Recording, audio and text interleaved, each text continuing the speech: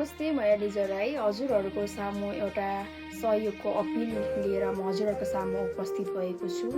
उदयपुर गढी गाउँपालिका वडा नम्बर 8 सीता राईको घर चाहिँ हिजो राति 12 बजे करेन्ट सर्ट लाइन सर्ट भएर चाहिँ उहाँको आफ्नो घर चाहिँ नष्ट भएको छ। फोटो भिडियोहरू म तपाईँहरूलाई राखिदिन्छु, हेर्न सक्नुहुन्छ।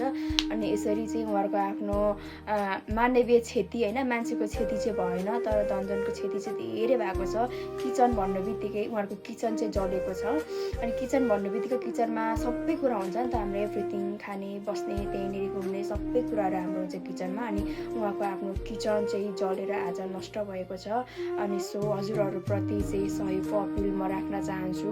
जति सक्नुहुन्छ सक्नुहुनेले चाहिँ सहयोग गरिदिनु होला। सक्नुहुन्न भने पनि हजुरहरूले यो भिडियो धेरैभन्दा धेरै सेयर गरेर सहयोगी मनहरूसम्म पुर्याइदिनु हुन म अनुरोध गर्न चाहन्छु। Thank you.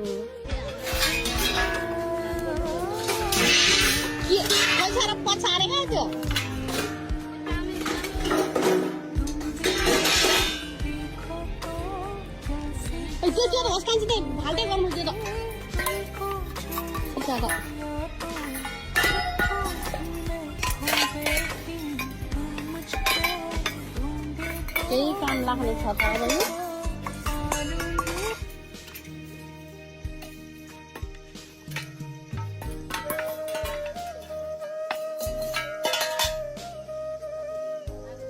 आगो छ कान्छी।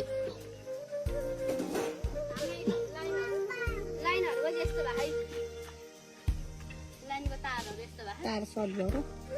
हाम्रो यो कोदो कुट्ने ओख्ली दोख्ली कुकुरलाई दिने यो, अनि यता कुकुर त कान्छी हाम्रो पान चढाउने जस्तो भएको।